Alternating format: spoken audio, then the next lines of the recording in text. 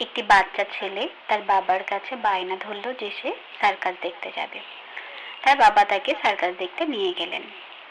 Circus শুরু হওয়ার আগে তার বাবা তাকে ওই সার্কাসের বিভিন্ন পশু পাখি যেখানে রাখা ছিল সেই জায়গাগুলো ঘুরে দেখাতে লাগলেন। তারা বিভিন্ন পশু পাখি দেখতে দেখতে একটা সময় একটা হাতির সামনে গিয়ে হাজির হলো। হাতিটি একটি সরু শেকলে বাঁধা ছিল। ওই বাচ্চা ছেলেটি হাতিটিকে ওই সরু শেকলে বাঁধা দেখে তার বাবার কাছে জানতে চাইল, বাবা, হাতিটা তো এত বড়, হাতির গায়ে তো এত শক্তি আছে, কিন্তু ও ওই সরু শেকল ছাড়িয়ে কেন পালাতে পারছে না? তখন তার বাবারও মনে হলো, তাই তো, হাতিটি তো চাইলেই ওই শেকল ছাড়িয়ে পালিয়ে যেতে পারে, কিন্তু পালাচ্ছে না কেন? তার বাবা তখন হাতির পাশে থাকা মাহুতকে জিজ্ঞাসা করলো যে হাতিটি তো চাইলেই পালিয়ে যেতে পারে, সে কেন পালিয়ে যাচ্ছে না?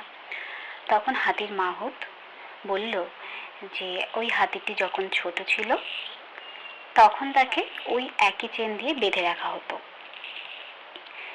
তখন হাতিটি অনেক পালানোর চেষ্টা করত, কিন্তু তার তখন গায়ে শক্তি কম থাকায় সে পালাতে পারতো না।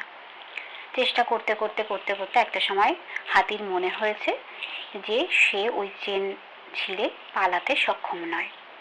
তাই হাতিটি মেনে নিয়েছে যে সে আর কোনোদিনই পালাতে পারবে না। হাতিটি এত বড় হয়েছে, হাতির গায়ে এত শক্তি হয়েছে, তা সত্ত্বেও হাতির মনে বদ্ধ ধারণা হয়ে গেছে যে ওই চেন ছিঁড়ে সে আর কোনোদিনই পালাতে পারবে না। তাই জন্য এত বড় হওয়া সত্ত্বেও হাতিটি ওই চেনে আটকা পড়ে আছে। তো এখান থেকে আমরা কি শিখতে পারি? আমাদের জীবনে আমরা হয়তো বিভিন্ন সময়ে বিভিন্ন বাধার সম্মুখীন হয়ে থাকি। হয়তো সেই সময়ে দাঁড়িয়ে সেই বাধাটা আমাদের কাছে অনেক বড় বাধা ছিল। সেই সময়ে দাঁড়িয়ে হয়তো আমরা সেই বাধাকে অতিক্রম করতে সক্ষম ছিলাম না। কিন্তু সেই বাধা যে সারা জীবনেও আর অতিক্রম করতে পারবো না, এটা তো কোথাও লেখা নেই। সুতরাং আমাদের সবসময় চেষ্টা করে যাওয়া উচিত বাধাকে অতিক্রম করে যাওয়ার। এক বাধা সারা জীবন আমাদের জীবনের প্রতিবন্ধক হিসেবে থাকতে পারে না। তাই আমাদের সবসময় চেষ্টা করা উচিত যে কোনো বাধা অতিক্রম করা।